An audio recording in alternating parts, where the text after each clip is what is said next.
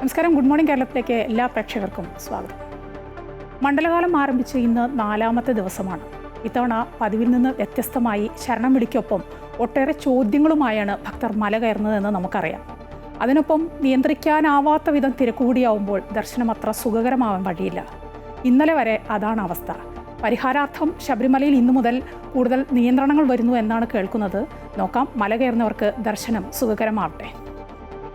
ഒപ്പം ബീഹാറിൽ NDA സർക്കാരിൻ്റെ സത്യപ്രതിജ്ഞാ ചടങ്ങ് ഇന്ന് രാവിലെ 11 മണിക്കാണ് നടക്കുക. മുഖ്യമന്ത്രി പദത്തിലെത്തിയ നിതീഷ് കുമാറിന് ഇത് 10ാം ഊഴമാണ്. സംസ്ഥാനത്തേക്ക് വന്നാൽ സംസ്ഥാനത്ത് തെരഞ്ഞെടുപ്പ് പ്രചാരണ തിരക്കിലാണ് മുന്നണികളെല്ലാം. അങ്ങനെ ഒട്ടേറെ വാർത്തകൾ വന്നുകൊണ്ടേയിരിക്കുന്നുണ്ട്. എല്ലാ ദിവസത്തെയും പോലെ എല്ലാ പ്രേക്ഷകർക്കും നല്ലൊരു ദിവസം ആശംസിക്കുകയാണ്. ആദ്യം പ്രധാന തലക്കെട്ടുകൾ നോക്കാം.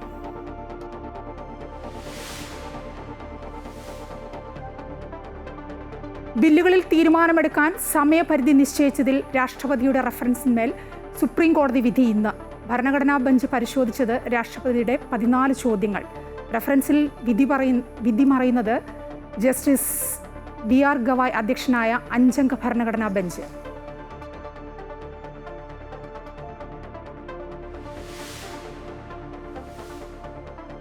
ശബരിമലയിൽ ഇന്നു മുതൽ കൂടുതൽ നിയന്ത്രണങ്ങൾ. 75,000 പേർക്ക് മാത്രം ദർശനം. സ്പോട്ട് ബുക്കിംഗ് 5,000 പേർക്ക്. നിയന്ത്രണങ്ങൾ തിങ്കളാഴ്ച വരെ. ദർശനത്തിന് ഇന്നും വൻ തിരക്ക്.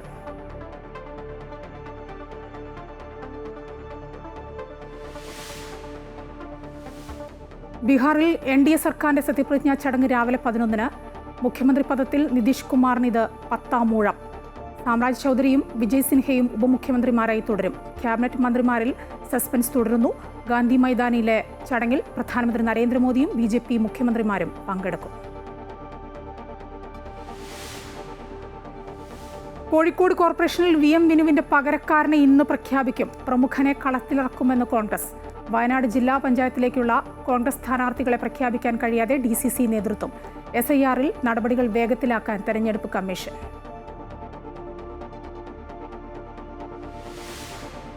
ഡൽഹി ഭീകരാക്രമണത്തിൽ മുഖ്യ സൂത്രധാരൻ ഉമർ നബിക്ക് സഹായം നൽകിയവരെ കണ്ടെത്താൻ അന്വേഷണം ഊർജിതമാക്കി കേന്ദ്ര ഏജൻസികൾ. അൽ-ഫലാഹ് സർവകലാശാലയിലെ 200ഓളം പേർ നിരീക്ഷണത്തിൽ. ഭീകരർക്ക് പ്രാദേശിക പിന്തുണയുണ്ടോ എന്നതിൽ അന്വേഷണം. കശ്മീരിലുള്ളവരെ മുഴുവൻ സംശയനിഴലിൽ നിർത്തുന്നുവെന്ന് ജമ്മുകശ്മീർ മുഖ്യമന്ത്രി ഒമർ അബ്ദുള്ള.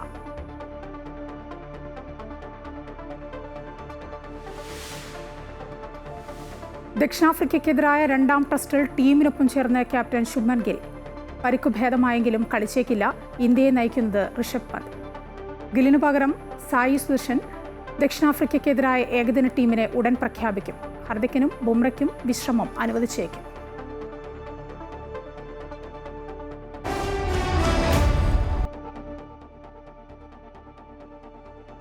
വിശദമായ വാർത്തകൾ നോക്കാം.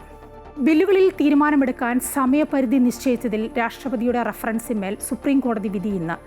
റഫറൻസിൽ മറുപടി നൽകുന്നത് ജസ്റ്റിസ് BR ഗവായ് അധ്യക്ഷനായ 5-അംഗ ഭരണഘടനാ ബെഞ്ചാണ്. 14 ചോദ്യങ്ങളാണ് റഫറൻസ് മുഖേന രാഷ്ട്രപതി കോടതിക്ക് മുൻപിലേക്ക് വെച്ചത്. ദിവസങ്ങൾ നീണ്ട വാദങ്ങൾക്ക് ശേഷമാണ് കോടതി ഇക്കാര്യത്തിൽ നിർണായക തീരുമാനം എടുക്കുന്നത്. വിവരങ്ങളുമായി ഞങ്ങളുടെ പ്രതിനിധി KK പ്രശാന്ത് ഡൽഹിയിൽ നിന്ന് ചേരുകയാണ്. പ്രശാന്ത്, രാഷ്ട്രപതി മുന്നോട്ട് വെച്ച ആ ചോദ്യങ്ങൾ, അതിനുള്ള ഉത്തരം അത് എങ്ങനെയായിരിക്കും? എന്താണ് കോടതിക്ക് പറയാനുള്ളത് എന്നൊക്കെ അറിയാൻ രാജ്യം ഉറ്റുനോക്കുകയാണ്, അല്ലേ?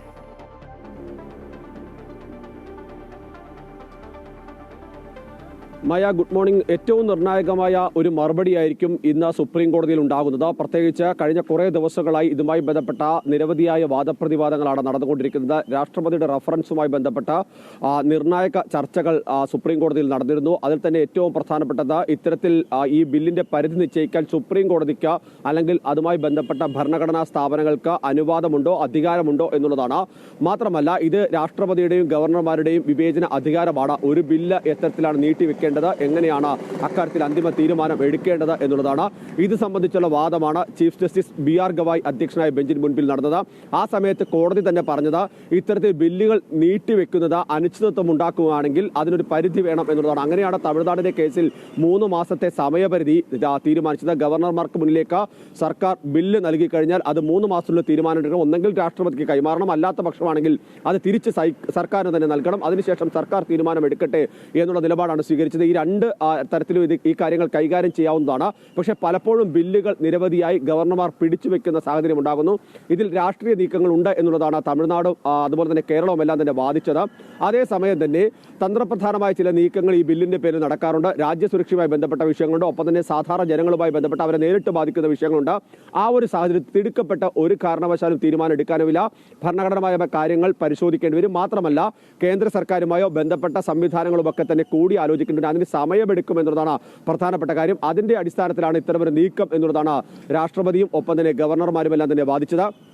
മാത്രമല്ല അത്തരത്തിൽ തിടുക്കത്തിലൊരു തീരുമാനമെടുക്കാനുള്ള ഒരു സമയപരിധി കോടതി നിശ്ചയിച്ചു കഴിഞ്ഞാൽ സമാനമായ രീതിയിൽ നിർണായകമായ പല ബില്ലുകളും അല്ലെങ്കിൽ സുപ്രധാനമായ ബില്ലുകൾ എത്തിയേക്കും. അതിനെ ഇതേ സമയപരിധിക്കുള്ളിൽ പരിഹരിക്കുക, തീരുമാനമെടുക്കുക എന്നുള്ളത് പ്രായോഗികമല്ല എന്നുള്ളതാണ് സംസ്ഥാനത്തെ ഗവർണർമാരും അതുപോലെ തന്നെ രാഷ്ട്രപതി എല്ലാം തന്നെ വാദിച്ചത്. ഇതിന്റെ കൂടി അടിസ്ഥാനത്തിലാണ് കോടതി ചില നിരീക്ഷണങ്ങളൊക്കെ നടത്തിയിരുന്നു. ഈ കാര്യങ്ങൾ, അതായത് ഈ വിവേചനാധികാരത്തിൽ ഇടപെടാൻ കോടതിക്ക് അധികാരമില്ല, പക്ഷേ ഈ കാര്യത്തിൽ ഉചിതമായ തീരുമാനങ്ങൾ എടുക്കാൻ എല്ലാവരും ശ്രദ്ധിക്കണം എന്നുള്ളതാണ് പ്രധാനപ്പെട്ട കാര്യം. ബില്ലുകൾ നീട്ടിവെക്കുന്നത് കൊണ്ട് ഭരണ അനിശ്ചിതത്വം ഉണ്ടാകരുത്, ഭരണസ്തംഭനം ഉണ്ടാകരുത് എന്നൊരു നിലപാട് കൂടി കോടതിയുടെ ഭാഗത്തൊക്കെ തന്നെ ഉണ്ടായിരുന്നു. അതുകൊണ്ട് തന്നെ ഏത് തരത്തിലുള്ള നിലപാട് ഇന്ന് ചീഫ് ജസ്റ്റിസ് അധ്യക്ഷനായ ബെഞ്ച് എടുക്കും എന്നുള്ളതാണ് പ്രധാനപ്പെട്ട കാര്യമായ. ശരി, പ്രശാന്താണ് വിവരങ്ങൾ നൽകിക്കൊണ്ടിരുന്നത്. ബീഹാർ മുഖ്യമന്ത്രിയായി നിതീഷ് കുമാർ വീണ്ടും ഇന്ന് അധികാരമേൽക്കും. 10ാം തവണയാണ് നിതീഷ് ബീഹാർ മുഖ്യമന്ത്രിയാവുന്നത്. രാവിലെ 11 മണിക്ക് ഗാന്ധി മൈതാനിയിലാണ് സത്യപ്രതിജ്ഞാ ചടങ്ങുകൾ. ഗവർണർ ആരിഫ് മുഹമ്മദ് ഖാൻ സത്യവാചകം ചൊല്ലിക്കൊടുക്കും. ക്യാബിനറ്റ് മന്ത്രിമാർ ആരൊക്കെ എന്നതിൽ ഇപ്പോഴും സസ്പെൻസ് തുടരുകയാണ്. ആഭ്യന്തരമന്ത്രി പദം JDU വിട്ടുകൊടുക്കാത്ത സാഹചര്യത്തിൽ സ്പീക്കർ പദവിയിൽ BJP നേതാവ് എത്തും എന്ന് കേൾക്കുന്നു. പ്രധാനമന്ത്രി നരേന്ദ്രമോദി ഉൾപ്പെടെയുള്ള പ്രധാനപ്പെട്ട നേതാക്കൾ സത്യപ്രതിജ്ഞാ ചടങ്ങിന്റെ ഭാഗമാകും. സത്യപ്രതിജ്ഞയോട് അനുബന്ധിച്ച് കനത്ത സുരക്ഷയാണ് ബീഹാറിൽ ഒരുക്കിയിട്ടുള്ളത്. കൂടുതൽ വിവരങ്ങളുമായി വീണ്ടും പ്രശാന്ത് ചേരുകയാണ്. പ്രശാന്ത്, ഇന്നിപ്പോൾ 11 മണിക്കാണല്ലോ ബീഹാറിൽ നിതീഷ് കുമാർ 10ാമതും മുഖ്യമന്ത്രിയായി സത്യപ്രതിജ്ഞ ചെയ്ത് അധികാരമേൽക്കുന്നത്. മറ്റ് ക്യാബിനറ്റ് മന്ത്രിമാർ ആരൊക്കെയായിരിക്കും എന്ന കാര്യത്തിലാണ് ഇനിയിപ്പോൾ ഒരു തീരുമാനം വരേണ്ടത്. അതുമായി ബന്ധപ്പെട്ട് എന്താണ് പുറത്തുവരുന്ന അറിയാനാവുന്ന വിവരങ്ങൾ എന്തൊക്കെയാണ്?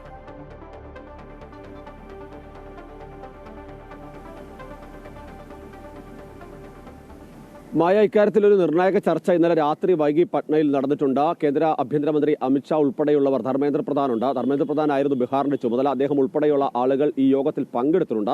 അത് സംബന്ധിച്ച് ധാരണയിലേക്ക് എത്തിയിട്ടുണ്ട്. സ്വാഭാവികം നമുക്കറിയാം, BJP ഒരു സർക്കാർ രൂപീകരിക്കുമ്പോൾ പൂർണ്ണമായ വിവരങ്ങൾ ആദ്യഘട്ടത്തിൽ പുറത്തുവിടില്ല. സത്യപ്രതിജ്ഞാ ചടങ്ങിന്റെ സമയത്താണ് ഇത് സംബന്ധിച്ച ലിസ്റ്റുകൾ പോലും പലപ്പോഴും പുറത്തു വരുന്നത്. അതൊരു സർപ്രൈസ് ആയിട്ട് തന്നെ നിൽക്കട്ടെ എന്നുള്ളതാണ് BJPയുടെ നിലപാട്. അതിൽ ചില രാഷ്ട്രീയ നീക്കങ്ങൾ കൂടിയുണ്ട്. പ്രത്യേകിച്ച് ഏതെങ്കിലും തരത്തിൽ മറ്റ് എതിർപ്പുള്ള ആളുകളുണ്ടെങ്കിൽ അവർക്ക് ആ എതിർപ്പ് ഉന്നയിച്ചുകൊണ്ട് പ്രതിഷേധങ്ങളോ മറ്റു കാര്യങ്ങളോ ഉയർത്താനുള്ള ഒരു സാഹചര്യം കൂടി ഒഴിവാക്കുക എന്നുള്ളതാണ് പൊതുവെ ഈ ഘട്ടത്തിലൊക്കെ തന്നെ രാഷ്ട്രീയ പാർട്ടികൾ തീരുമാനമെടുക്കുന്നത്. BJP ആ നിലയിൽ തന്നെയാണ് കാര്യങ്ങൾ തീരുമാനിച്ചത്. മാത്രമല്ല ചിലപ്പോൾ അപ്രതീക്ഷിത സ്ഥാനാർത്ഥി ഉണ്ടാകും. അതിന്റെ ഒരു പ്രൗഢി കളയണ്ട എന്നുള്ളത് കൂടി തന്നെയാണ് ഇത്തരമൊരു നീക്കമെന്നാണ് നമുക്ക് മനസ്സിലാക്കാൻ കഴിയുന്നത്. ഇതിൽ പ്രധാനപ്പെട്ട കാര്യം ഇപ്പോഴും ഏതൊക്കെ ആളുകൾ ഇതിലേക്ക് എത്തും എന്നുള്ളത് ഒരു വ്യക്തതയിലേക്ക് കാര്യങ്ങൾ എത്തിയിട്ടില്ല. എങ്കിലും നിലവിലുണ്ടായിരുന്ന ആളുകൾക്ക് പുറമെ, അതായത് സാമ്രാട് ചൗധരി, അതുപോലെ തന്നെ വിജയകുമാർ സിൻഹ, അതോടൊപ്പം തന്നെ മംഗൾ പാണ്ഡെ തുടങ്ങിയ പ്രധാനമന്ത്രി നീരജ് കുമാർ ഉണ്ട്. ഇങ്ങനെയുള്ള സ്ഥിരം കഴിഞ്ഞ തവണ ഉണ്ടായിരുന്ന മന്ത്രിസഭയിൽ ഉണ്ടായിരുന്ന അംഗങ്ങൾക്ക് പുറമെ 6 പേരെങ്കിലും പുതുതായി എത്തുമെന്നാണ് പ്രതീക്ഷിക്കപ്പെടുന്നത്. അതിൽ റിട്ടയർഡ് IPS ഉദ്യോഗസ്ഥരടക്കം മന്ത്രിസഭയിലേക്ക് എത്തുമെന്നാണ് വ്യക്തമാക്കുന്നത്. ഏതായാലും 16 മന്ത്രിമാർ BJPയുടെ ഭാഗത്തുനിന്നും 14 മന്ത്രിമാർ JDUവിന്റെ ഭാഗത്തുനിന്നും ഉണ്ടാകുമെന്നാണ് ഏറ്റവും ഒടുവിലായി വരുന്ന വിവരം. ഇത് ഒന്നിച്ച് ഇപ്പോൾ തന്നെ സത്യപ്രതിജ്ഞ ചെയ്യുമോ എന്നുള്ള കാര്യത്തിൽ തന്നെ ഒരു വ്യക്തത വരേണ്ടതുണ്ട്. ഏതായാലും LJPക്ക് 3 മന്ത്രിമാരുണ്ടാകും. അതോടൊപ്പം തന്നെ HIM-നും RLM-നും ഓരോ മന്ത്രിമാർ, ക്യാബിനറ്റ് മന്ത്രിമാരുമാണ് ഉണ്ടാവുക എന്നുള്ളതാണ് വ്യക്തമാക്കുന്നത്. അതോടൊപ്പം തന്നെ നേരത്തെ ഒരു തർക്കമുണ്ടായിരുന്ന ആഭ്യന്തര വകുപ്പ് വേണമെന്നൊരു ആവശ്യം BJP മുന്നോട്ട് വെച്ചിരുന്നു. അന്ന് അതിനെ BJP പറഞ്ഞത് ഏറ്റവും വലിയ ഒറ്റക്കക്ഷിയായിട്ട് മുഖ്യമന്ത്രി പദം JDUവിന് നൽകിയതാണ്, അതുകൊണ്ട് തന്നെ ഇക്കാര്യത്തിൽ വിട്ടുവീഴ്ച ചെയ്യണമെന്നുള്ളതാണ്. പക്ഷേ കഴിഞ്ഞ തവണത്തെ വകുപ്പുകൾ വെച്ചുമാറാൻ ഈ ഘട്ടത്തിൽ JDU തയ്യാറായിട്ടില്ല എന്നുള്ളതാണ് മനസ്സിലാക്കാൻ കഴിയുന്നത്. അതുകൊണ്ട് തന്നെ ആഭ്യന്തര മന്ത്രിസ്ഥാനം JDUവിന്റെ കൈവശത്തേക്ക് പോകും.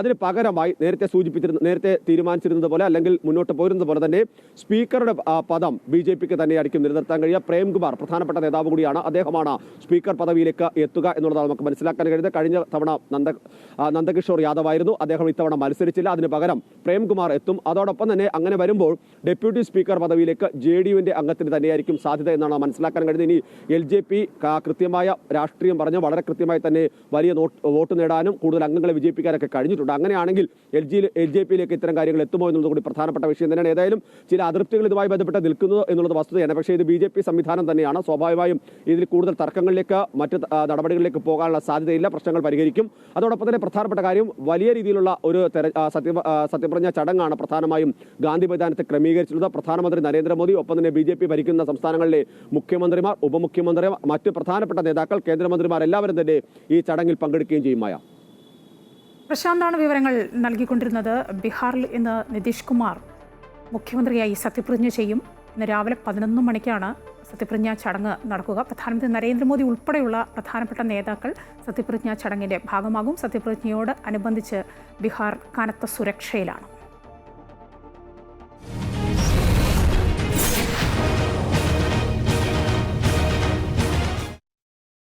കോഴിക്കോട് കോർപ്പറേഷനിൽ മത്സരിക്കാൻ ഇരുന്ന VM വിനുവിന് പകരക്കാരനായ സ്ഥാനാർത്ഥിയെ കോൺഗ്രസ് ഇന്ന് പ്രഖ്യാപിക്കും. VM വിനുവിന്റെ ഹർജി ഹൈക്കോടതി രൂക്ഷ വിമർശനങ്ങളോടെ തള്ളിയ സാഹചര്യത്തിലാണ് കോൺഗ്രസ് പുതിയ സ്ഥാനാർത്ഥിയെ കണ്ടെത്താൻ നിർബന്ധിതമായത്. കോടതി വിധി മാനിക്കുന്നുവെന്നും കോൺഗ്രസിനൊപ്പം തുടരുമെന്നും VM വിനു അറിയിച്ചിരുന്നു. കോൺഗ്രസ് ഏതെങ്കിലും സർപ്രൈസ് സ്ഥാനാർത്ഥിയെ നിർത്തുമോ എന്നാണ് ഏവരും ഉറ്റുനോക്കുന്നത്.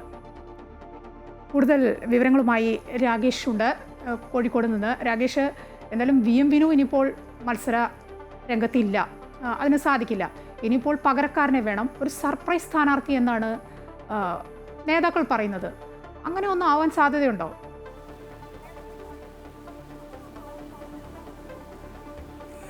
ഈ കോൺഗ്രസ് ജില്ലാ നേതൃത്വത്തിന് മുന്നിൽ ഒരു വലിയ വെല്ലുവിളിയായി തന്നെ ഇപ്പോൾ ഈ ഒരു കല്ലായി ഡിവിഷനിലെ സ്ഥാനാർത്ഥി പ്രഖ്യാപനം നിൽക്കുകയാണ്. കാരണം മേയർ സ്ഥാനാർത്ഥിയായിക്കൊണ്ടാണ് VM വിനുവിനെ നേരത്തെ തന്നെ പ്രഖ്യാപിച്ച് പ്രചാരണം തുടങ്ങിയത്.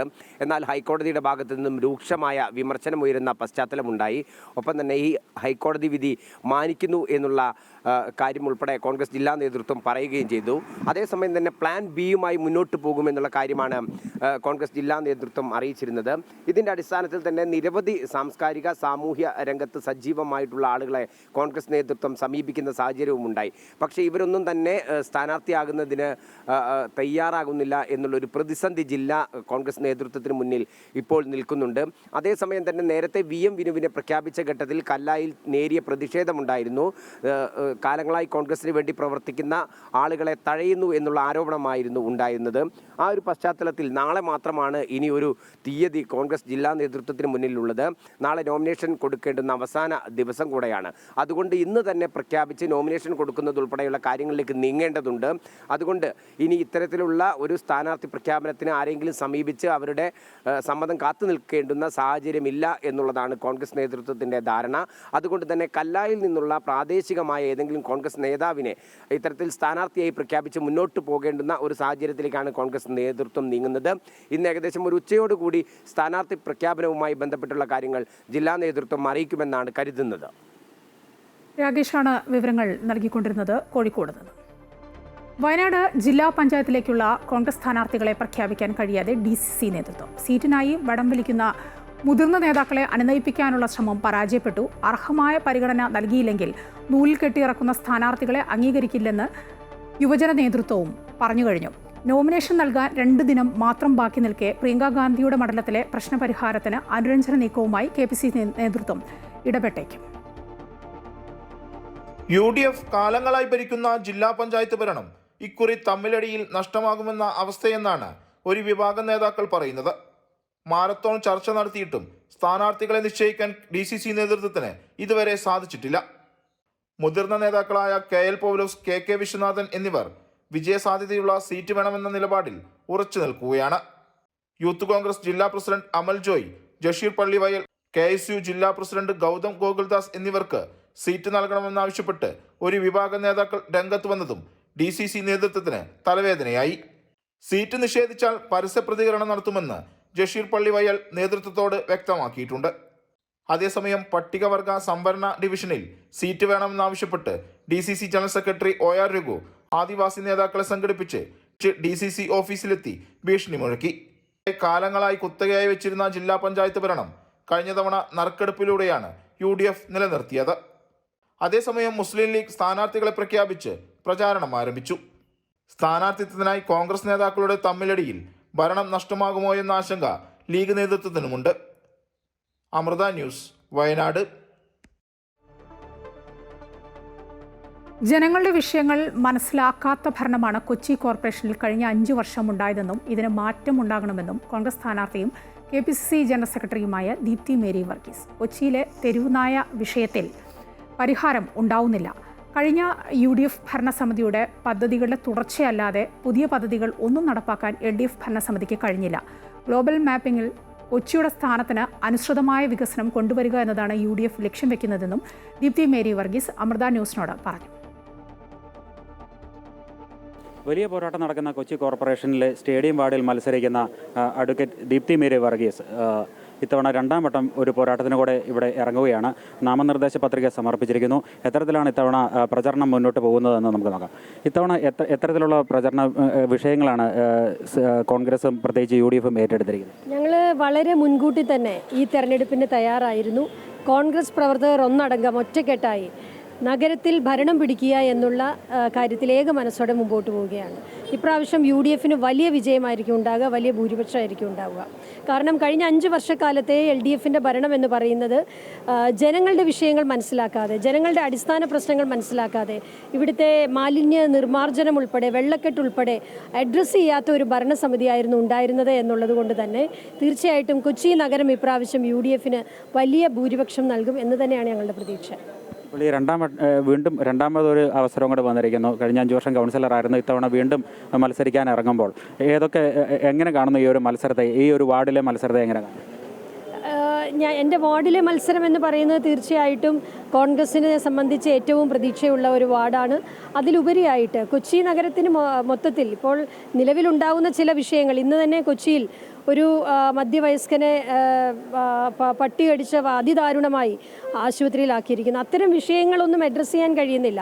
പല പദ്ധതികൾ പ്രഖ്യാപിക്കുന്നു. പദ്ധതികളെല്ലാം UDFൻ്റെ ഭരണസമിതി ശ്രീ ടോണി ചമ്മണി ഇരിക്കുന്ന കാലത്ത് സ്മാർട്ട് സിറ്റി ആകുന്നതുമായി ബന്ധപ്പെട്ട് അന്ന് തുടങ്ങി വെച്ച ചില പദ്ധതികൾ മാത്രമാണ് ഇപ്പോഴും നടപ്പിലാക്കുന്നത്. അല്ലാതെ പുതിയതായ ഒരു പദ്ധതിയും കഴിഞ്ഞ 5 വർഷക്കാലം LDFൻ്റെ ഭരണസമിതി നടത്തിയിട്ടില്ല എന്നുള്ളത് തന്നെ UDF ഉയർത്തി കാണിക്കും. അതുകൊണ്ട് തന്നെ കൊച്ചി നഗരത്തിലെ ജനങ്ങളെന്ന് പറയുന്നത് വളരെ പ്രബുദ്ധരായ ജനങ്ങളാണ്.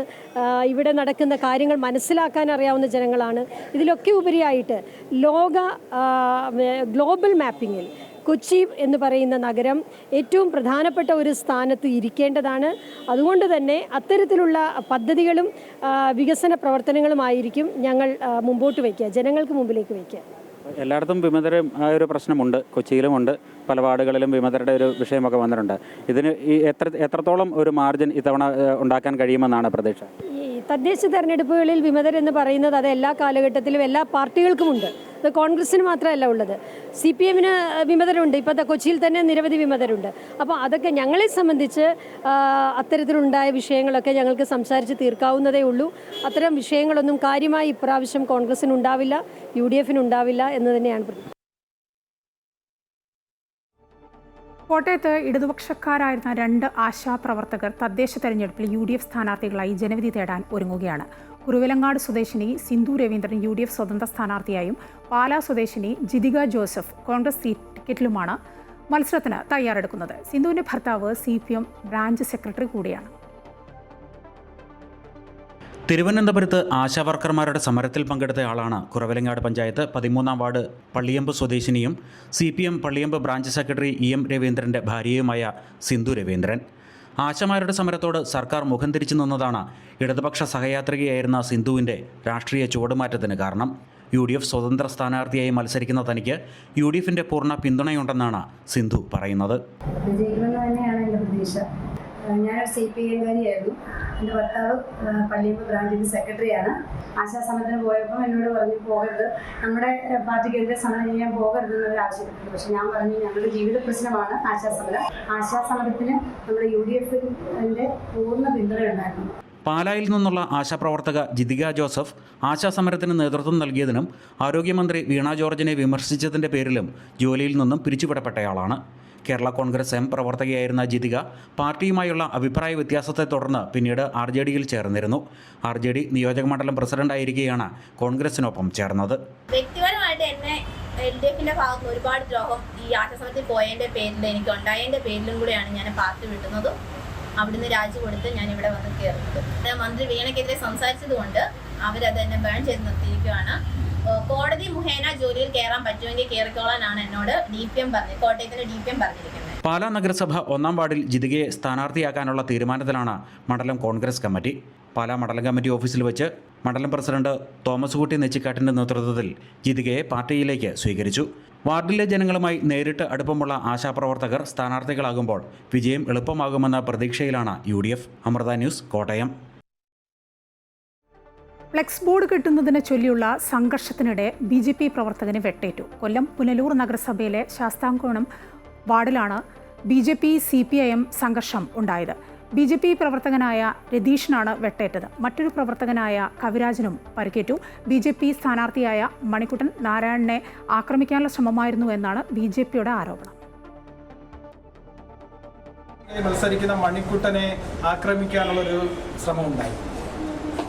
അവിടെ ഫ്ലെക്സ് വെക്കുന്നതുമായി ബന്ധപ്പെട്ടുകൊണ്ട് പ്രവർത്തനത്തിൽ ഏർപ്പെട്ടിരുന്ന മണിക്കുട്ടനും സഹപ്രവർത്തകരും അവരുടെ നേതൃത്വത്തിൽ ഫ്ലെക്സ് വെക്കുന്ന സമയത്ത് മദ്യലഹരിയിലായിരുന്ന CPMന്റെ കുറച്ച് ഗുണ്ടകൾ വന്ന് സ്ഥാനാർത്ഥിയായ മണിക്കുട്ടനെ ആക്രമിക്കുകയാണ് ഉണ്ടായത്.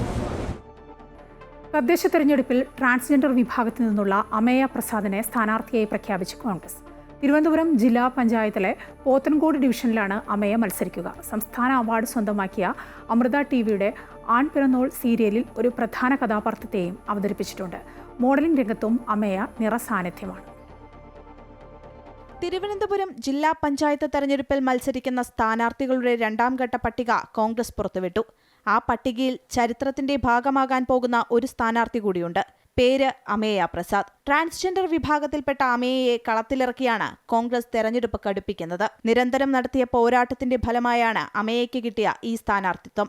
എല്ലാവരും തനിക്കൊപ്പമുണ്ട് എന്നും ചേർത്ത് നിർത്തിയതിൽ വലിയ സന്തോഷമുണ്ടെന്നും അമേയ പറഞ്ഞു. പാർട്ടി തന്നെ ചേർത്ത് പിടിച്ചു എന്ന് പറയുന്നത് അവർക്കൊരു വിശ്വാസം പാർട്ടിക്കുണ്ട്. അപ്പോൾ നമ്മൾ ഈ നിർദ്ദേശം നേരത്തെ കൊടുത്തിരുന്നു. ഇങ്ങനെ നമ്മൾ ട്രാൻസ്ജെൻഡർ കോൺഗ്രസ്, കേരള പ്രദേശ് ട്രാൻസ്ജെൻഡർ കോൺഗ്രസിന് സീറ്റ് വേണമെന്നും അങ്ങനെ അതിന് വേണ്ടിയിട്ട് നമ്മൾ നിർദ്ദേശം കൊടുത്തിട്ടുണ്ട്. 6 സീറ്റാണ് കേരളത്തിൽ മൊത്തം ചോദിച്ചത്. അപ്പോൾ അതിനകത്ത് നിന്ന് 3 സീറ്റാണ് അവർ നമുക്ക് അലൗഡ് ചെയ്തിരിക്കുന്നത്. പണ്ട് മുതലേ ഉള്ളൊരു ആഗ്രഹമാണ് ജനങ്ങളെ സ്നേഹിക്കുക, അല്ലെങ്കിൽ ജനങ്ങളുടെ ഇഷ്ടം, അല്ലെങ്കിൽ ജനങ്ങളോട് ഇഴുകിച്ചേർന്ന് നിൽക്കുക എന്ന് പറയുന്നത് ഭയങ്കര ഇതാണ്. അപ്പോൾ ആരും ഒരു സാധാരണക്കാരി എന്ന നിലയ്ക്ക് എന്നെക്കൊണ്ട് എന്തൊക്കെ ചെയ്യാൻ പറ്റും, അവരെല്ലാവരും എന്നെ ചേർത്ത് പിടിക്കും എന്നുള്ള വിശ്വാസവും കൂടെയാണ് ഉള്ളത്. രാഷ്ട്രീയ ജീവിതത്തിൽ അമേയ്ക്കൊപ്പമുണ്ടായിരുന്ന സുഹൃത്തുക്കൾക്കും ഒരുപാട് സന്തോഷം നൽകുന്ന നിമിഷമാണിത്. ചരിത്രത്തിന്റെ നിമിഷത്തിലൂടെയാണ് കേരളത്തിലെ ട്രാൻസ്ജെൻഡർ കോൺഗ്രസ് മുന്നോട്ട് പോകുന്നത്. ഒരുപാട് സന്തോഷമുണ്ട്. എൻ്റെ കൂട്ടുപിറപ്പാണ്, സഹപ്രവർത്തകയാണ്. ഞാൻ സംസ്ഥാന പ്രസിഡന്റായിരുന്ന കാലഘട്ടത്തിൽ തിരുവനന്തപുരം ജില്ലാ കമ്മിറ്റിയുടെ അമരക്കാരിയായിരുന്നു. ശേഷം സംസ്ഥാന വൈസ് പ്രസിഡന്റായി. പിന്നെ എൻ്റെ സ്വന്തമാണ്, സംസ്ഥാന പ്രസിഡന്റായി. രാഷ്ട്രീയ രംഗത്ത് മാത്രമല്ല, സിനിമ, സീരിയൽ, മോഡലിംഗ് രംഗങ്ങളിലും അമേയ തന്റെ കഴിവ് തെളിയിച്ചിട്ടുണ്ട്. മികച്ച സീരിയലിനുൾപ്പെടെ നിരവധി സംസ്ഥാന അവാർഡുകൾ വാരിക്കൂട്ടിയ അമൃത TVയുടെ ആൺപിറന്നോൾ എന്ന സീരിയലിൽ മികച്ച കഥാപാത്രമാണ് അമേയെ അവതരിപ്പിച്ചത്. നമ്മളിത് എങ്ങോട്ടാ പോ? പ്ലീസ് നീ അതെങ്കിലും ഒന്ന് പറ. അപ്പൊ ഞാൻ ചോദിച്ചിട്ട് നീ എന്താ മറുപടി പറയാത്തെ? നമ്മൾ എങ്ങോട്ടാ പോകുന്നേ? അത് പറഞ്ഞിട്ട് ഞാൻ വരുന്നുള്ളൂ. എങ്ങോട്ടാന്നൊന്നും തീരുമാനിച്ചിട്ടില്ല. എന്താ കൂടെ വരാൻ പേടിയുണ്ടോ നിനക്ക്? ജീവിതത്തിന്റെ കനൽ വഴികളിൽ അമേയ്ക്ക് കരുത്തായി നിന്നത് തന്റെ അമ്മയാണ്. നാടിനും കുടുംബത്തിനും ഇന്നവൾ അഭിമാനമായി മാറിയിരിക്കുകയാണ്. എല്ലാ വിഭാഗത്തിൽ നിന്നുള്ളവരെയും ചേർത്ത് പിടിച്ചുകൊണ്ടാണ് തദ്ദേശ തെരഞ്ഞെടുപ്പും മുന്നോട്ട് പോകുന്നത്. ക്യാമറാമാൻ സുരേഷിനൊപ്പം മാതൃ രാധാകൃഷ്ണൻ, അമൃത ന്യൂസ്, തിരുവനന്തപുരം. SIR-ന്റെ നടപടിക്രമങ്ങൾ വേഗത്തിലാക്കാൻ തിരഞ്ഞെടുപ്പ് കമ്മീഷൻ. രാഷ്ട്രീയ പാർട്ടികൾ നാമനിർദ്ദേശം ചെയ്ത ബൂത്ത് ലെവൽ ഏജന്റുമാരുമായി ചേർന്ന് അടിയന്തരമായി യോഗങ്ങൾ സംഘടിപ്പിക്കാൻ എല്ലാ BLO-മാർക്കും കമ്മീഷൻ നിർദ്ദേശം നൽകിയിട്ടുണ്ട്.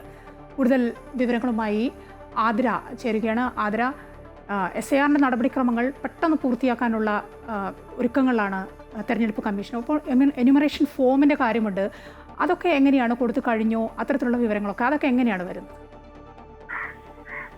മായ, ഈ തദ്ദേശ തെരഞ്ഞെടുപ്പ് ഏതായാലും അടുക്കാറായി. അതിനി അധികം ദിവസങ്ങളില്ല. അതുകൊണ്ട് തന്നെ ഈ SIR-മായി ബന്ധപ്പെട്ട നടപടിക്രമങ്ങളൊക്കെ എത്രയും പെട്ടെന്ന് പൂർത്തിയാക്കാനുള്ള നിർദ്ദേശമാണ് തെരഞ്ഞെടുപ്പ് കമ്മീഷൻ നൽകിയിട്ടുള്ളത്. ഈ എന്യൂമറേഷൻ ഫോമുകളുടെ വിതരണം നിലവിൽ 99% പൂർത്തിയായതായും കഴിഞ്ഞ ദിവസം മുഖ്യ തെരഞ്ഞെടുപ്പ് ഓഫീസർ അറിയിച്ചിട്ടുണ്ട്. അത് കൂടാതെ തന്നെ ഈ രാഷ്ട്രീയ പാർട്ടികൾ നാമനിർദ്ദേശം ചെയ്തിട്ടുള്ള ബൂത്ത് ലെവൽ ഏജന്റുമാരുടെ യോഗം വിളിക്കാനുള്ള, എത്രയും പെട്ടെന്ന് തന്നെ ഒരു യോഗം ചേരാനുള്ള തീരുമാനങ്ങളൊക്കെ തന്നെ തെരഞ്ഞെടുപ്പ് കമ്മീഷൻ ഏതായാലും എടുത്തു കഴിഞ്ഞു. അത് മാത്രമല്ല, ഈ ഫോമുകൾ സ്വീകരിക്കുന്നതിനും അവ അപ്ലോഡ് ചെയ്യുന്നതിനും ഈ ബൂത്ത് ലെവൽ ഓഫീസർമാർ തെരഞ്ഞെടുപ്പ് ഉദ്യോഗസ്ഥരുടെ പിന്തുണയോടെ കളക്ഷൻ ഹബ്ബുകൾ കേന്ദ്രീകരിച്ചുള്ള പ്രവർത്തനങ്ങൾ നിലവിലേതായാലും പുരോഗമിക്കുകയാണ്. അതുകൂടാതെ തന്നെ ഈ ഭാവിയിൽ പരാതി ഉണ്ടാകാനുള്ള സാധ്യതകൾ ഉണ്ടാവാതിരിക്കാനും അതുപോലെ തന്നെ പരമാവധി കൃത്യതയോടുകൂടിയും സുതാര്യതയോടുകൂടിയും ഈ പ്രവർത്തനങ്ങളൊക്കെ നടത്താനുമുള്ള നിർദ്ദേശങ്ങളും അതിനുമായി ബന്ധപ്പെട്ട പ്രവർത്തനങ്ങളൊക്കെ നടത്താനും വേണ്ടിയിട്ടാണ് ഈ രാഷ്ട്രീയ പാർട്ടികളുടെ നേതൃത്വത്തിൽ ഇത്തരത്തിൽ ബൂത്ത് ലെവൽ ഏജന്റുമാരുടെ യോഗങ്ങളൊക്കെ തന്നെ നിലവിൽ യോഗങ്ങൾ ചേരാനുള്ള തീരുമാനമൊക്കെ തന്നെ ഏതായാലും എടുത്തിരിക്കുന്നത്. തെരഞ്ഞെടുപ്പ് ആവുന്നതിന് മുമ്പ് തന്നെ ഈ SIR-മായി ബന്ധപ്പെട്ട നടപടിക്രമങ്ങളൊക്കെ പൂർത്തിയാക്കണം എന്നുള്ള നിലയിലാണ് ഇപ്പോൾ തെരഞ്ഞെടുപ്പ് കമ്മീഷൻ ഏതായാലും പ്രവർത്തിക്കുന്നത്. ഏതായാലും നിലവിൽ നടപടിക്രമങ്ങളൊക്കെ എത്രയും വളരെ പെട്ടെന്ന് തന്നെ പൂർത്തിയാക്കുകയാണ്. 99% എന്യൂമറേഷൻ ഫോമുകളുടെ വിതരണം നിലവിൽ പൂർത്തിയായി കഴിഞ്ഞു. ആതിരയാണ് വിവരങ്ങൾ നൽകിയത്. SIR നടപടിക്രമങ്ങൾ വേഗത്തിലാക്കാനുള്ള ഒരുക്കത്തിലാണ് തെരഞ്ഞെടുപ്പ് കമ്മീഷൻ. BLOമാർക്കൊക്കെ കമ്മീഷൻ നിർദ്ദേശം നൽകിയിരിക്കുകയാണ് യോഗങ്ങൾ സംഘടിപ്പിക്കാൻ ബൂത്ത് ലെവൽ ഏജന്റുമാരുമായി.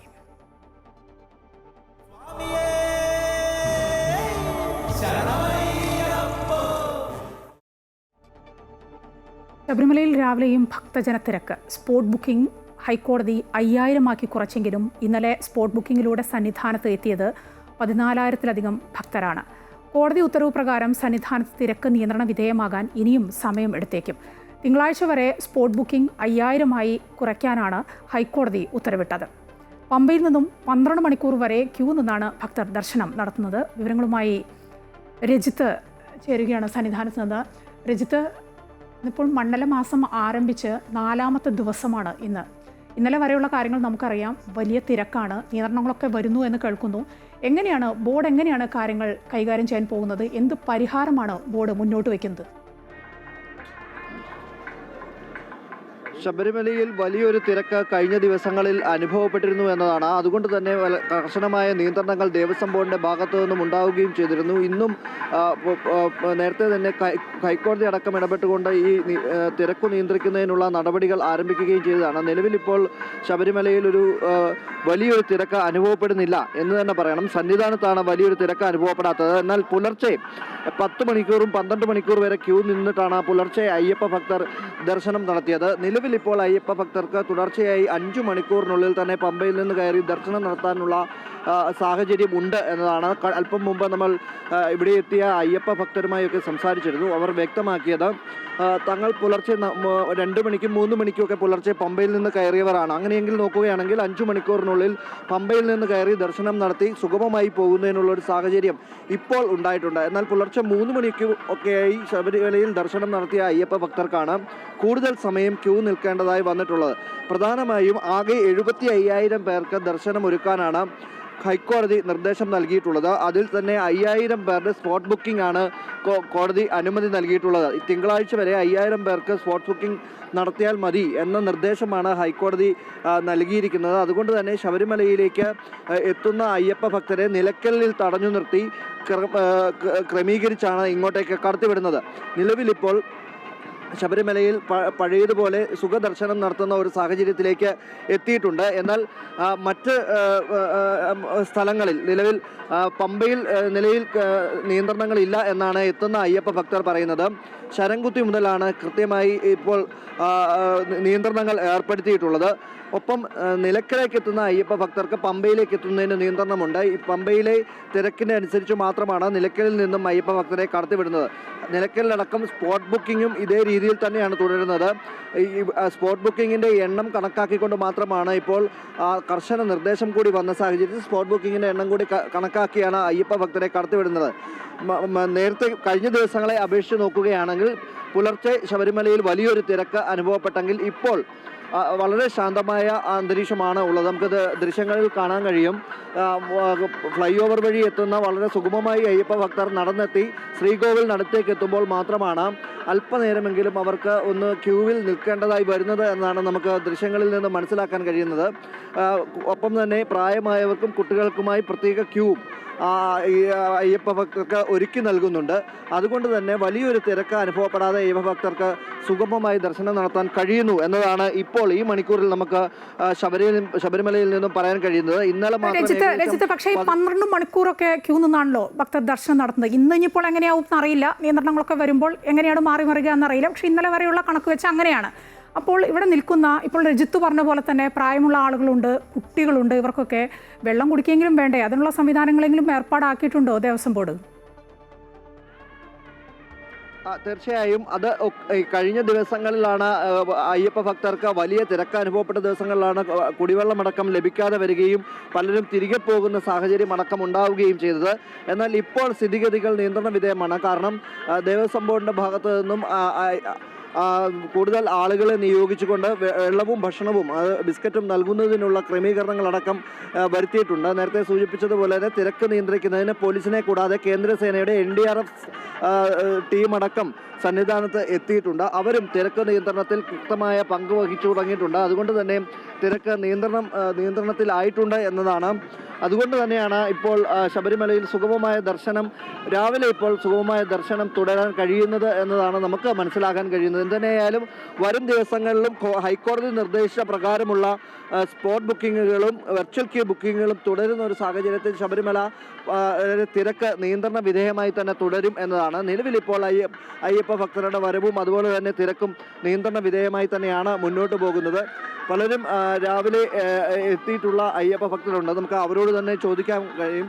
സ്വാമി, എപ്പോഴാണ് പമ്പയിലെത്തിയത്? When you reach Pamba? I reached today morning around 4:30. അതാണ് 4 മണിയോട് കൂടിയാണ് പലരും എത്തിയിട്ടുള്ളത്. പമ്പയിൽ പമ്പയിൽ 2 മണി അടുപ്പിച്ചാണ് എത്തിയത്. 2 മണി അടുപ്പിച്ചത്. എവിടെയൊക്കെയാണ് ക്യൂ ഉള്ളത്? ക്യൂ ഉള്ളത് എവിടെ വെച്ചാൽ നമ്മളെ ശരംകുത്തിയിലാണോ നിങ്ങൾ? അങ്ങോട്ട് കയറി വന്നപ്പോൾ ക്യൂ എല്ലാം ഉണ്ടായിരുന്നോ? നല്ല ക്യൂ ഉണ്ടായിരുന്നു. പലരും പല രീതിയിലാണ് നമ്മളോട് പ്രതികരിക്കുന്നത്. 4 മണിയോടുകൂടി പമ്പയിലെത്തിയവരും 2 മണിയോടുകൂടി പമ്പയിൽ നിന്ന് ക്യൂവിൽ കയറിയവരും ഒക്കെയുണ്ട്. എന്തുതന്നെയായാലും തുടർച്ചയായ ഒരു 5 മണിക്കൂർ ക്യൂ അത് ഇപ്പോഴും നിലനിൽക്കുന്നു എന്ന് തന്നെയാണ്. 5 മണിക്കൂർ കൊണ്ട് അയ്യപ്പ ഭക്തർക്ക് സുഗമമായ ദർശനം സാധ്യമാകുന്നുണ്ട് നിലവിലത്തെ ഒരവസ്ഥയിൽ. ഈ വരും മണിക്കൂറുകൾ ഒരു പക്ഷേ ഹൈക്കോടതിയുടെ കൂടുതൽ ഇടപെടലടക്കം ഉള്ളതിനാൽ തന്നെ അത്തരത്തിലേക്ക് നീങ്ങുന്ന സമയത്ത് കൂടുതൽ വേഗത്തിൽ അയ്യപ്പ ഭക്തർക്ക് പമ്പയിൽ നിന്നും സന്നിധാനത്തേക്ക് എത്തി ദർശനം നടത്തി മടക്കാൻ കഴിയും. എന്നാൽ പമ്പയിലേക്ക് എത്തുന്ന അയ്യപ്പ ഭക്തർക്ക് നിലയ്ക്കലിൽ നിന്നും നിയന്ത്രണങ്ങൾ ഏർപ്പെടുത്തിയിട്ടുണ്ട്. അത് തുടരുകയുമാണ്. ശരി, രജിത്താണ് സന്നിധാനത്ത് നിന്ന് വിവരങ്ങൾ നൽകിക്കൊണ്ടിരുന്നത്. കോടതി ഉത്തരവ് പ്രകാരം സന്നിധാനത്ത് തിരക്ക് നിയന്ത്രണ വിധേയമാകാൻ ഇനിയും സമയം എടുത്തേക്കുമെന്ന് തന്നെയാണ് രജിത്ത് റിപ്പോർട്ട് ചെയ്യുന്നത്. ഇന്ന് രാവിലെയും നല്ല തിരക്ക് അനുഭവപ്പെടുന്നുണ്ട്. പക്ഷേ സുഖകരമായി ദർശനം നടത്താനുള്ള അവസരമൊക്കെ നടത്തുന്നുണ്ട് ബോർഡ് കാര്യമായി ശ്രമിക്കുന്നുണ്ട് എന്നാണ് ദൃശ്യങ്ങളിൽ നിന്ന് മനസ്സിലാക്കാനാവുന്നത്. ശബരിമല സ്വർണ്ണക്കൊള്ളയിൽ N. വാസുവിനെ കസ്റ്റഡിയിൽ ലഭിക്കുന്നതിന് മുന്നോടിയായി അന്വേഷണ സംഘം കോടതിയിൽ സമർപ്പിച്ച പ്രൊഡക്ഷൻ വാറണ്ട് കൊല്ലം വിജിലൻസ് കോടതി ഇന്ന് പരിഗണിക്കും. കഴിഞ്ഞ ദിവസമാണ് പ്രൊഡക്ഷൻ വാറണ്ട് അന്വേഷണ സംഘം കോടതിയിൽ സമർപ്പിച്ചത്. ഒപ്പം മുരാരി ബാബുവിൻ്റെ ജാമ്യാപേക്ഷയിലും വിജിലൻസ് കോടതി വിശദമായി വാദം കേൾക്കും. ദ്വാരപാലക കേസിലും കട്ടിളപ്പാളി കേസിലും മുൻ അഡ്മിനിസ്ട്രേറ്റീവ് ഓഫീസർ മുരാരി ബാബു പ്രതിയാണ്. മുരാരി ബാബുവിന് ജാമ്യം നൽകരുതെന്നും ഉന്നത ഉദ്യോഗസ്ഥൻ എന്ന നിലയിൽ മുരാരി ബാബുവിന് കേസിൽ നേരിട്ട് പങ്കുണ്ടെന്നുമാണ് പ്രോസിക്യൂഷന്റെ വാദം.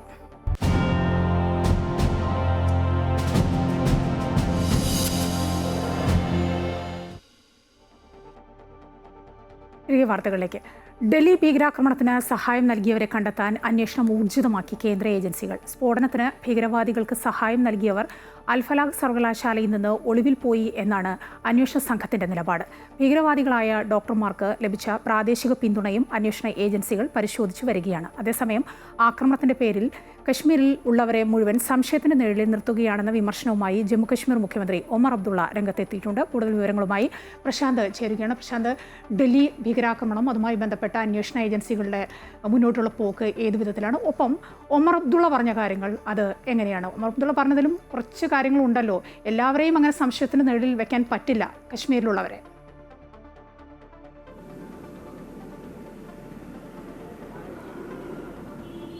മായ, ഈ അന്വേഷണം അതിൻ്റെ ഏറ്റവും നിർണായക ഘട്ടത്തിലൂടെയാണ് കടന്നു പോകുന്നത്. പ്രത്യേകിച്ച് ഇപ്പോൾ ഈ പിടിയിലായിട്ടുള്ള ഡോക്ടർമാർക്ക് അപ്പുറത്തേക്ക് നിരവധി ആളുകൾ ഇതിന് പിന്നിലുണ്ട് എന്ന് തന്നെയാണ് അന്വേഷണ സംഘം വ്യക്തമാക്കുന്നത്. ഇവർക്ക് കൃത്യമായ നിർദ്ദേശങ്ങൾ പല കോണുകളിൽ നിന്ന് ലഭിക്കുന്നുണ്ട്. അതിൻ്റെ കൂടി അടിസ്ഥാനത്തിലാണ് ഇത്ര അധികം സുരക്ഷാ സംവിധാനങ്ങളുടെ സ്ഥലങ്ങളിൽ പോലും ആക്രമണം നടത്താൻ ഇവർ തയ്യാറാകുന്നത്. മാത്രമല്ല, ഇതിനെ അവരെ പ്രേരിപ്പിക്കുന്നത് അവരുമായി ബന്ധപ്പെട്ട് നടത്തിയിട്ടുള്ള ചില ആശയ വിനിമയങ്ങൾ തന്നെയാണ് എന്നുള്ളതാണ് അന്വേഷണ ഏജൻസികൾ വ്യക്തമാക്കുന്നത്.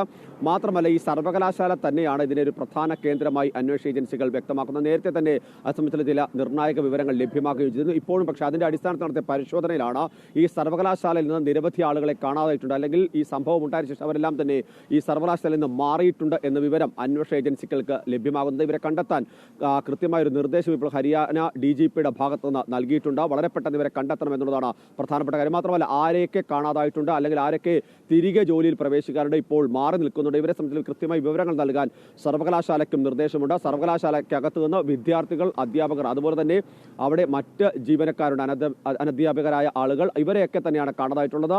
ഇവർ എത്ര പേര് എന്ന് സംബന്ധിച്ച് ഒരു വിവരവും നൽകാൻ സർവകലാശാലയ്ക്ക് കഴിയുന്നില്ല. മാത്രമല്ല ഇത് അവിടെ ജോലി ചെയ്തവർ ആണോ അല്ലാത്തവരൊക്കെ തന്നെ ഇതിൻ്റെ ഉണ്ടായിരുന്നോ എന്നൊക്കെ തന്നെ പ്രധാനപ്പെട്ട കാര്യമാണ്. കാരണം ഒരു വാഹനം ദിവസങ്ങളോളം തന്നെ ഈ സ്ഫോടനത്തിൽ വെച്ച് I-20 പോലും ആ ക്യാമ്പസ് ക്യാമ്പൗണ്ടിനുള്ളിൽ ഉണ്ടായിട്ട് ഒരു തരത്തിലുള്ള അന്വേഷണമോ തിരിഞ്ഞു നോട്ടലോ ഒന്നും തന്നെ ഈ ക്യാമ്പസിൻ്റെ ഭാഗത്തുനിന്ന് അധികൃതരുടെ ഭാഗത്ത് തന്നെ ഉണ്ടാകാത്തൊരു സ്ഥലം കൂടിയാണ്. അതുകൊണ്ട് തന്നെയാണ് വളരെ ഗൗരവത്തോടു കൂടി ഇത്തരമൊരു നീക്കത്തിലേക്ക് പോകുന്നത്. മറ്റൊന്ന്, പ്രാദേശികമായി കിട്ടിയ സഹായം തന്നെയാണ്. ഇത്രയധികം രാസവസ്തുക്കൾ ശേഖരിക്കാനും അവിടെ സംവിധാനം ഒരുക്കാനൊക്കെ തന്നെ ഇവർക്കൊരു പിന്തുണ ഉണ്ടായിട്ടുണ്ടെങ്കിൽ സ്വാഭാവികമായും പ്രാദേശികമായി ആളുകളെ ഇവരോടൊപ്പം ചേർത്തിട്ടുണ്ടാകണം. അതൊരു പ്രധാനപ്പെട്ട കാര്യം തന്നെ. മാത്രമല്ല ഇത്തരത്തിൽ പ്രവർത്തിച്ച ആളുകൾ ഇനിയും ഉണ്ടാകാം എന്ന് തന്നെയാണ് അന്വേഷണ സംഘം വിലയിരുത്തപ്പെടുന്നത്. അതിൻ്റെ കൂടി അടിസ്ഥാനത്തിലാണ് ഇത്തരമൊരു നീക്കത്തിലേക്ക് പോകുന്നത്. ഇതിനിടയിലാണ് ജമ്മു കാശ്മീരിൽ നിന്ന് ചില അസ്വാരസ്യങ്ങൾ ഉയർന്നു വരുന്നത്. ഒമർ അബ്ദുള്ള മാത്രമല്ല, നേരത്തെ മെഹബൂബ മുഫ്തി അടക്കം ചില വിമർശനങ്ങൾ ഉന്നയിച്ചിരുന്നു. പക്ഷേ കുറെ കൂടി കടന്ന്, അല്ലെങ്കിൽ കുറെ കൂടി ആശങ്ക ഉണ്ടാക്കുന്ന തരത്തിലുള്ള പ്രതികരണമാണ് മുഖ്യമന്ത്രിയുടെ ഭാഗത്തു നിന്ന് ഉണ്ടായിട്ടുള്ളത്. അതിൽ പ്രധാനപ്പെട്ട കാര്യമെന്ന് പറയുന്നത് അവിടെ അന്വേഷണ സംഘത്തെ മാത്രമല്ല അവർ പഴിക്കുന്നത്, പലതരത്തിലുള്ള ഇത്തരം സാഹചര്യങ്ങൾ ഉണ്ടാകുമ്പോൾ രാജ്യത്താകമാനം അങ്ങനെ ഒരു സംശയത്തിന്റെ നിഴലിലേക്ക് ജമ്മു കാശ്മീരിലുള്ള മുഴുവൻ ആളുകളെയും കൊണ്ടുചെന്ന് എത്തിക്കുന്നു എന്നുള്ളതാണ് പ്രധാനപ്പെട്ട കാര്യം. അതുകൊണ്ട് തന്നെ അത്തരം സാഹചര്യങ്ങൾ ഒഴിവാക്കണമെന്നൊരു അഭ്യർത്ഥന അദ്ദേഹത്തിന്റെ ഭാഗത്തുണ്ടാകുന്നു. മാത്രമല്ല അത് സർക്കാരിനെതിരെ കൂടിയാണ് അവർ തിരിച്ചുവെക്കുന്നത്, കേന്ദ്ര സർക്കാരിനെതിരെ കൂടി തിരിച്ചുവെക്കുന്നു എന്നുള്ളതാണ് പ്രധാനപ്പെട്ട കാര്യം. ഇതിനു മുൻപും ഏതെങ്കിലും ഒരു സംഭവം ഉണ്ടാകുമ്പോൾ പൂർണ്ണമായും ജമ്മു കാശ്മീരിലുള്ളവർ മുഴുവൻ ഇത്തരത്തിലുള്ള വിഘടന പ്രവർത്തനങ്ങൾക്ക് നേതൃത്വം നൽകുന്നവരാണ് എന്ന ചർച്ച ഉണ്ടാക്കി വെക്കുകയാണ് ചെയ്യുന്നത്. പക്ഷേ ഇപ്പോഴും സമാധാനം പുനഃസ്ഥാപിക്കാൻ ജമ്മു കാശ്മീർ കഴിയുന്നില്ല. ഇപ്പോഴും എന്താണ് ഇതിന്റെ സംഭവം എന്നുള്ളത് ഞങ്ങൾ നേരിട്ട് അനുഭവിക്കുന്നതാണ് എന്നുള്ളതാണ് ഒമർ അബ്ദുള്ള പറയുന്നത്. ഇതിനിടയിൽ പ്രധാനപ്പെട്ട ഒരു കാര്യം, പാക് അധിനിവേശക്കാരിലെ ചില നേതാക്കൾ, പാക് അധിനിവേശ കാശ്മീരിലെ ചില നേതാക്കൾ ഇതുമായി ബന്ധപ്പെട്ട ചില പരാമർശങ്ങൾ ഈ കഴിഞ്ഞ ദിവസങ്ങളിലും ഇന്നലെ രാത്രി വൈകിയൊക്കെ നടത്തിയിരുന്നു. അവർ തന്നെ പറയുന്നത് വളരെ കൃത്യമായ, അതായത് പാകിസ്ഥാന്റെ പങ്ക്, പാകിസ്ഥാനുമായി ചേർന്ന് നിൽക്കുന്ന ഭീകരവാദ സംഘടനകളുടെ പങ്ക് ഇതിന് പിന്നിലുണ്ടെന്ന് സൂചിപ്പിക്കുന്ന തരത്തിലുള്ള പരാമർശങ്ങളാണ് ഇത്തരം ചില ആളുകളുടെ ഭാഗത്ത് ഉണ്ടാകുന്നത്. അതായത് റെഡ് ഫോർട്ടും കശ്മീർ വാലിയിലെ കാടുകളുമെല്ലാം തങ്ങൾക്ക് ഒരുപോലെയാണ് എന്ന തരത്തിൽ താൻ പറയുന്നത്. അതായത് ഈ സ്ഫോടനം നടത്തിയത് ഇത്തരം ആളുകൾ, അല്ലെങ്കിൽ ഈ വിഘടനവാദപരമായ നിലപാടുകൾ സ്വീകരിക്കുന്നവരുമായി, സംഘടനകളുമായൊക്കെ തന്നെ ചേർന്ന് നിൽക്കുന്നവർ അറിഞ്ഞുകൊണ്ടാണ് എന്ന തരത്തിൽ തന്നെ ഒരു പരാമർശങ്ങളൊക്കെ തന്നെ ഉയർന്നുണ്ട്. ഇതൊക്കെ തന്നെ രാജ്യവും അതുപോലെ തന്നെ സുരക്ഷാ ഏജൻസികളും വളരെ ഗൗരവത്തോടു കൂടി തന്നെയാണ് കാണുന്നതുമായ. പ്രശാന്താണ് വിവരങ്ങൾ നൽകിക്കൊണ്ടിരുന്നത് ഡൽഹിയിൽ നിന്ന്. നടിയെ ആക്രമിച്ച കേസിൽ ഇന്ന് വിധി പ്രഖ്യാപിച്ചേക്കും. വിചാരണ കോടതിയാണ് കേസ് പരിഗണിക്കുന്നത്. വിസ്താര നടപടികൾ അവസാന ഘട്ടത്തിലാണ്. നടൻ ദിലീപ് 8ാം പ്രതിയായ കേസ് എറണാകുളം പ്രിൻസിപ്പൽ സെഷൻസ് കോടതിയിലാണ് വിചാരണ നടക്കുന്നത്. കൂടുതൽ വിവരങ്ങളുമായി കൊച്ചിയിൽ നിന്ന് ഞങ്ങളുടെ പ്രതിനിധി AT അശ്വതി ചേരുകയാണ്. അശ്വതി, 8 വർഷമായി കാത്തിരിക്കുന്ന ഒരു വിധിയാണ്. ഇന്നത് പ്രതീക്ഷിക്കാമോ? ഇന്ന് തന്നെയാണോ വിധി പ്രഖ്യാപനം നടക്കുക?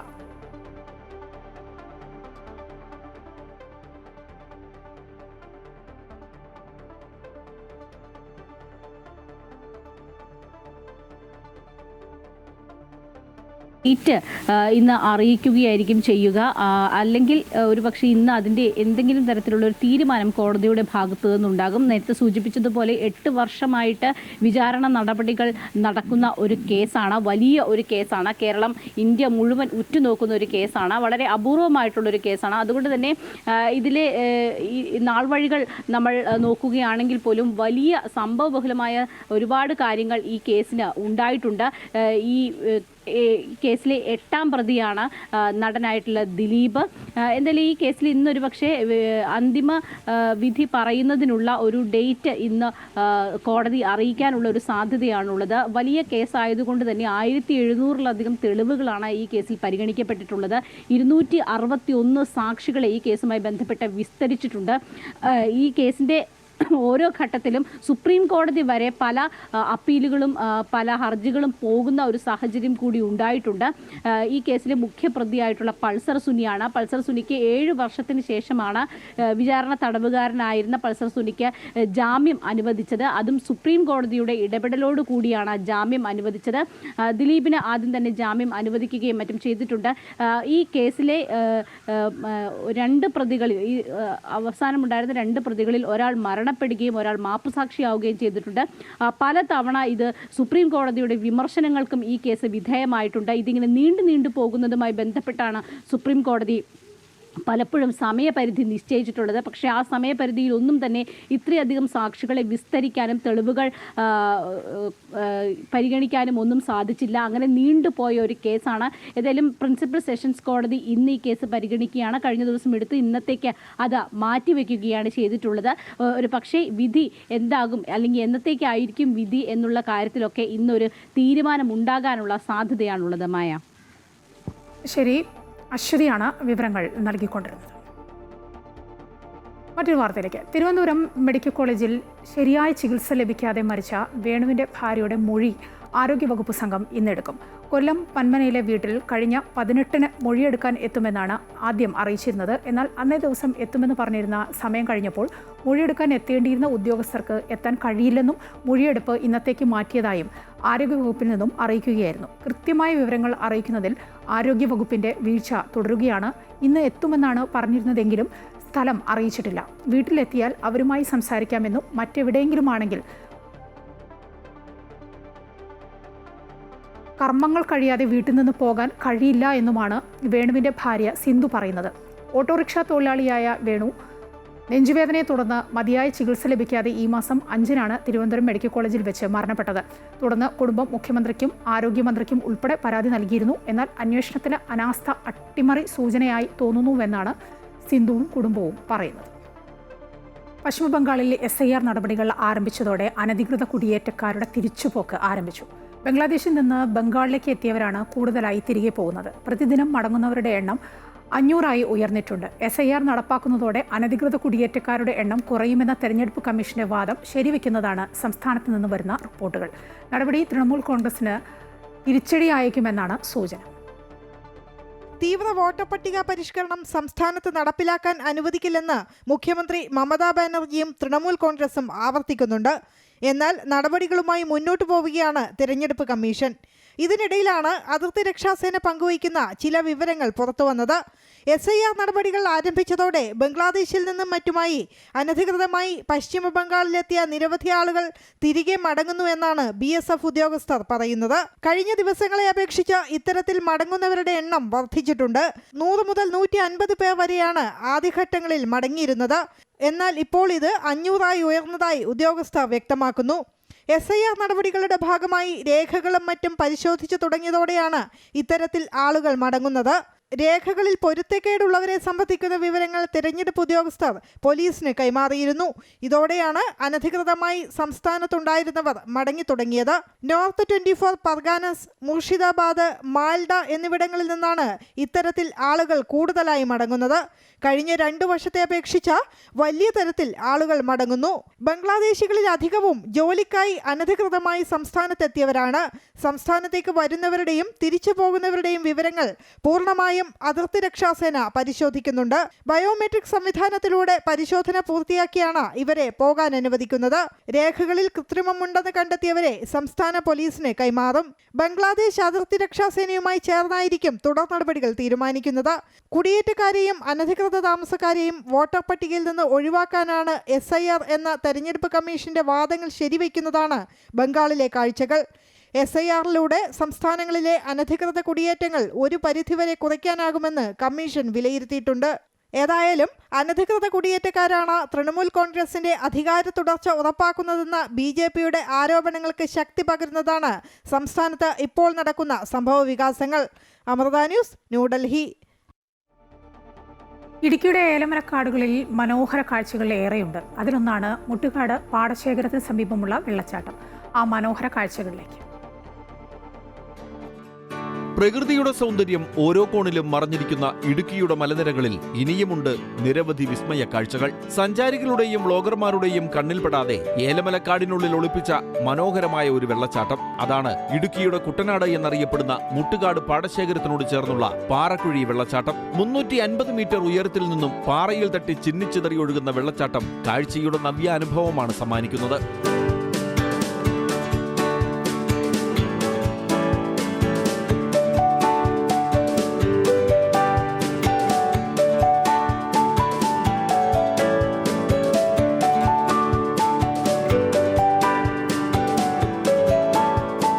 മുട്ടുകാട് പാടശേഖരത്തിനോട് ചേർന്ന് ചിന്നക്കനാൽ പഞ്ചായത്തിലാണ് ഈ ജലപാതം. ഇരുവശങ്ങളും ഏലക്കാടുകളാൽ ചുറ്റപ്പെട്ട പ്രദേശം. സ്വകാര്യ വ്യക്തികളുടെ കൃഷിയിടങ്ങളിലൂടെ സഞ്ചരിച്ചാൽ മാത്രമേ ഈ വെള്ളച്ചാട്ടം ആസ്വദിക്കാൻ സാധിക്കൂ. പാറക്കുഴി വെള്ളച്ചാട്ടം എന്ന് പറഞ്ഞ ഒരു 350 മീറ്റർ മേളിൽ നിന്ന് വരുന്നൊരു വെള്ളച്ചാട്ടം. നമുക്ക് ഇവിടുന്ന് ഈ വഴി കയറുവാണെങ്കിൽ അത്യാവശ്യം നല്ല രീതിയിൽ നമുക്ക് ഇവിടുന്ന് വിഷ്വലൈസ് ചെയ്ത് കാണാൻ പറ്റുന്ന ഒരു സ്ഥലമാണ്. പിന്നെ ഇങ്ങോട്ടേക്ക് എത്തിപ്പെടാനായിട്ടൊരു വഴിയോ കാര്യങ്ങളോ ഒന്നുമില്ല. ഞാൻ പറഞ്ഞ പോലെ തന്നെ ഒരു പ്രൈവറ്റ് പ്രോപ്പർട്ടി ഉള്ള ഒരു സ്ഥലത്തോടെയാണ് നമ്മൾ കടന്നു വരുന്നത്. കാലവർഷത്തിലും തുലാവർഷ മഴയിലുമാണ് വെള്ളച്ചാട്ടം പൂർണ്ണ സൗന്ദര്യം വീണ്ടെടുക്കുന്നത്. ജൂൺ മുതൽ ജനുവരി വരെ വെള്ളച്ചാട്ടം സജീവമാകും. ദേവികുളം സീതാദേവി തടാകത്തിൽ നിന്നും ഉത്ഭവിക്കുന്ന വെള്ളം ചിന്നക്കനാൽ പവർ ഹൗസ് വെള്ളച്ചാട്ടവും കടന്നാണ് മുട്ടുകാട് പാറക്കുഴി വെള്ളച്ചാട്ടത്തിലേക്ക് എത്തുന്നത്. ഇവിടെ ത്രിതല പഞ്ചായത്തുകൾ അടിസ്ഥാന സൗകര്യമൊരുക്കിയാൽ ഇടുക്കിയുടെ വിനോദസഞ്ചാര മേഖലയ്ക്ക് അത് മുതൽക്കൂട്ടാകും. Amrita news, Idukki.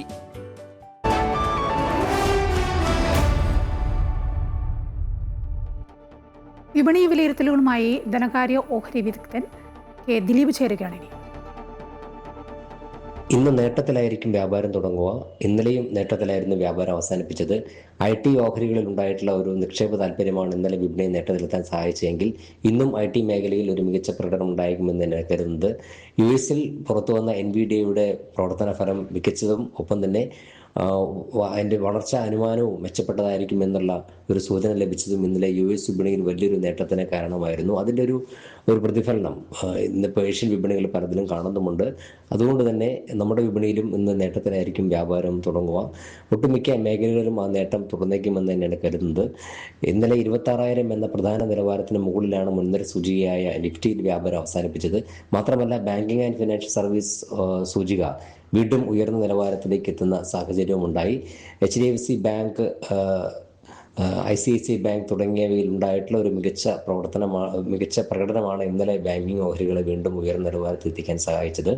PSU bank ഓഹരി സൂചികയും ഉയർന്ന നിലവാരം തന്നെയാണ്. വരും ദിവസങ്ങളിലും ഈ ഒരു നില തുടർന്നേക്കുമെന്ന് തന്നെയാണ് കരുതുന്നത്. ഇനി വിപണിയിൽ മികച്ച പ്രകടനത്തിന് സാധ്യതയുള്ള FMCG മേഖലയിൽ കൂടെ ഒരു നിക്ഷേപ താല്പര്യം ഉണ്ടാവുകയാണെങ്കിൽ തീർച്ചയായും അത് വിപണി അടുത്ത നിലവാരത്തേക്ക് എത്തിക്കുമെന്നുള്ള കാര്യത്തിൽ തർക്കമില്ല. എന്തായാലും വരും ദിവസങ്ങളിലും സമാനമായ രീതിയിലുള്ള നിക്ഷേപ താല്പര്യം തുറന്നേക്കുമെന്ന് തന്നെയാണ് കരുതുന്നത്. ഒപ്പം തന്നെ വളരെ ഉയർന്ന തോതിലുള്ള ഏറ്റക്കുറച്ചിലുകളും വിപണിയിൽ തുടരാൻ സാധ്യതയുണ്ട്.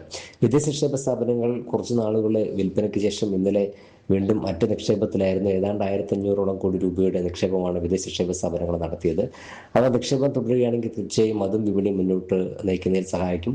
മാത്രമല്ല ആഭ്യന്തര നിക്ഷേപ സ്ഥാപനങ്ങളുടെ ഭാഗത്തു നിന്നും വലിയ തോതിലുള്ള നിക്ഷേപം വിപണിയിൽ തുടരുന്നത് തന്നെ വിപണിയെ മുന്നോട്ട് നീക്കുന്നതിന് പ്രാപ്തമാണ്. എന്തായാലും വരും ദിവസങ്ങളിലും ഏറ്റക്കുറച്ചിൽ തുടരാമെങ്കിലും നിക്ഷേപ താല്പര്യം തുറന്നേക്കുമെന്ന് തന്നെയാണ് കരുതുന്നത്. ഇന്നും നേട്ടത്തിൽ തന്നെയായിരിക്കും വ്യാപാരം തുടങ്ങുക. മറ്റു വാർത്തകൾ നോക്കാം. ഇടുക്കി അടിമാലിയിൽ കോൺഗ്രസ് നേതൃത്വത്തിനെതിരെ പോസ്റ്റർ. സേവ് കോൺഗ്രസ് എന്ന പേരിലാണ് പോസ്റ്റർ പ്രചരിപ്പിച്ചിരിക്കുന്നത്. കോൺഗ്രസ് പാർട്ടി ഓഫീസിന് മുന്നിലും ടൗണിലും പോസ്റ്ററുകൾ പതിപ്പിച്ചു. ജില്ലാ panchayat Adimali division seat payment സീറ്റാക്കി മറ്റൊരാൾക്ക് വിറ്റു എന്നാണ് ആരോപണം.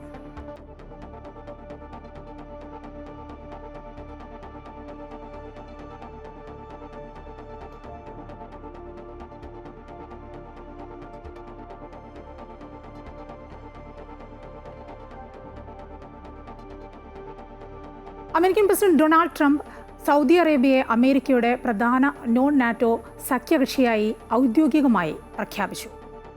പ്രധാന നോൺ നാറ്റോ സഖ്യകക്ഷിയായി അംഗീകരിക്കപ്പെടുന്ന 20ാമത്തെ രാജ്യമാണ് സൗദി അറേബ്യ. ഇരു രാജ്യങ്ങളും തമ്മിൽ വിവിധ പ്രതിരോധ കരാറുകളിലും ഒപ്പുവച്ചു.